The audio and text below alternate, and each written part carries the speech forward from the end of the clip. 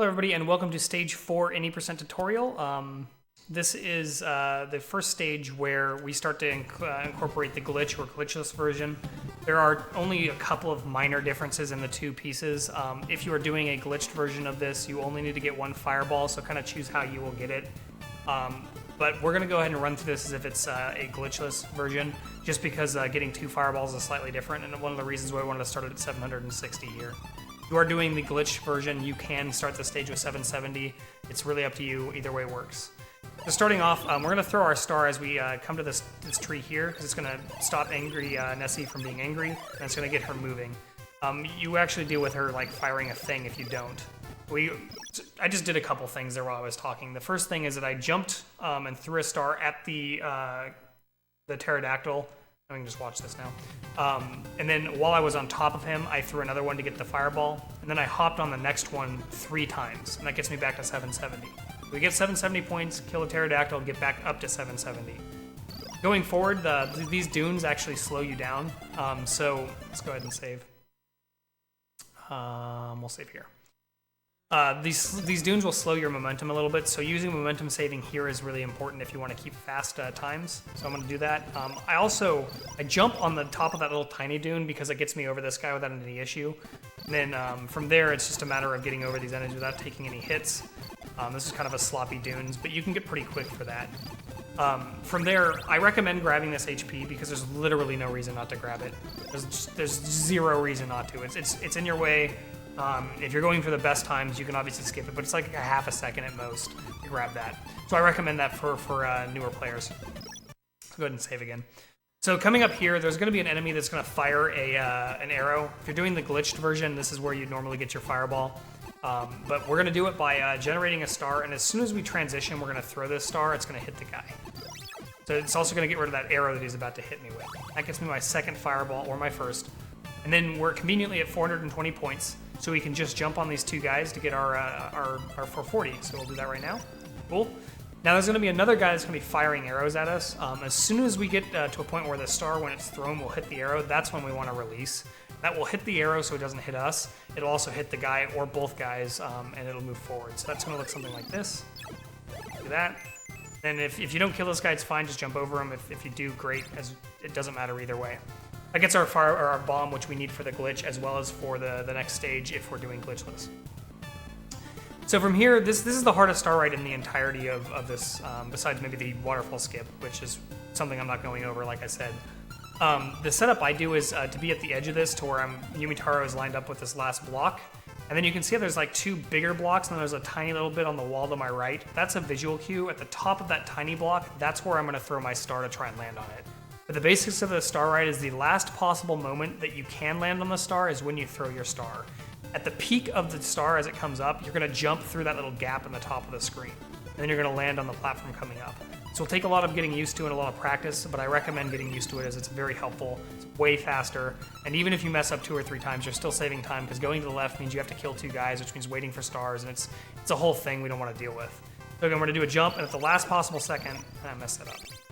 Oh geez. The last possible second, that's where we throw the star, or we jump. There we go, just like that. I'm gonna show it one more time. You can also be closer, by the way, whichever works for you.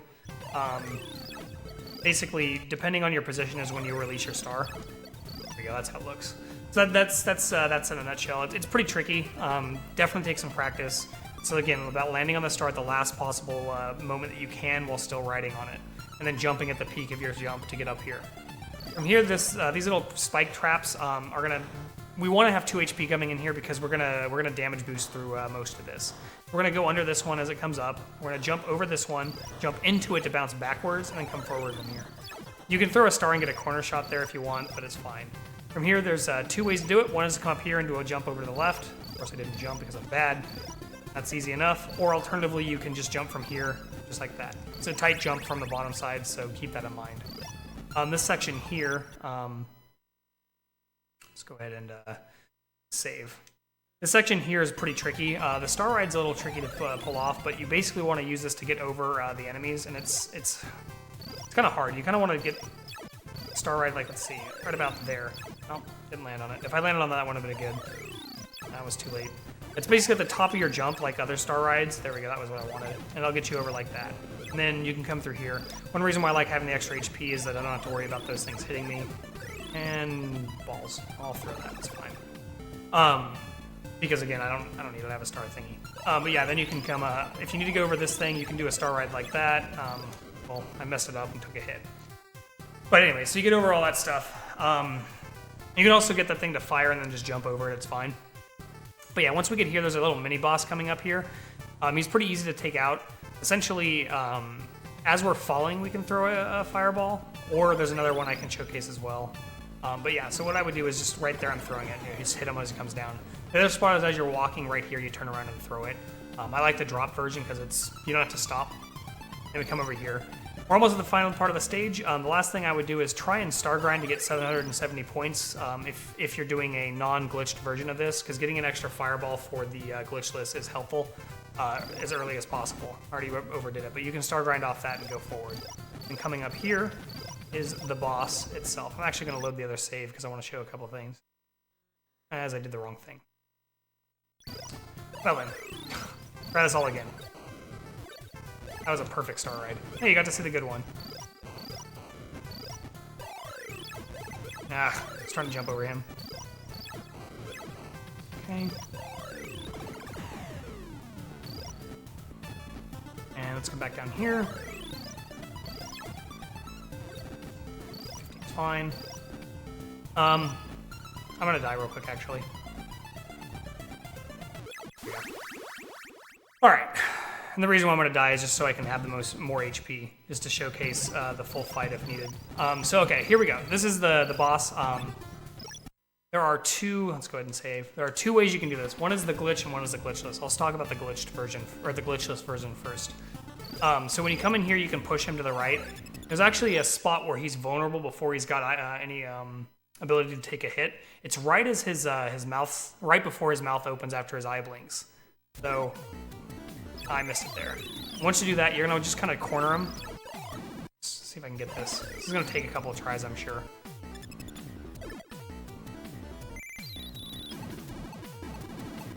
Ugh, throw the bomb, whatever. I don't want to throw the bomb. There we go. That's the hit there, and then you can just run at him. And then if you can get him in the corner, it's actually ideal to get him in the corner because you can actually stay inside of his threat range. Just hit him. There we go. You can stay inside of his threat range, and he won't hit you. And if you manage to kill him when these sprites aren't all over the place from his little like spitness, you'll get your fireball, which is ideal. If you can get that, then it won't mean, or it means you don't have to worry about it for the next stage. I'll just save this for the next thing. But the glitch version is slightly different. There's what we're gonna do is we're gonna push Yumitaro's sprite through a sprite overflow. And to do that, when we come in here, we're gonna generate a bomb. And about halfway through this crack, we're gonna throw and then we're gonna jump. I didn't get it there. There we go. And so here's the thing. You have to jump there. I'll show you if I don't jump. See, it pushed me down. Now I can't actually get up there. So you have to jump, otherwise it won't let you get back up here. I fucked that up. Basically, you're trying to let the shell kind of push you down, but you want to jump pretty quickly. There we go. And then the fight is everything is the same.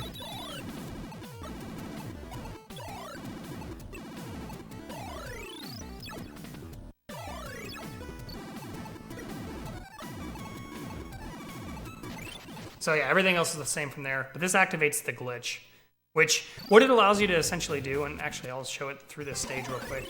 What this actually does for you is it kind of lets you do something kind of funky. Let's get rid of these guys real fast. Oh, get the bomb. What this allows you to do is jump into the ceilings of stuff. You can kind of see how I'm going in there and it pushes me.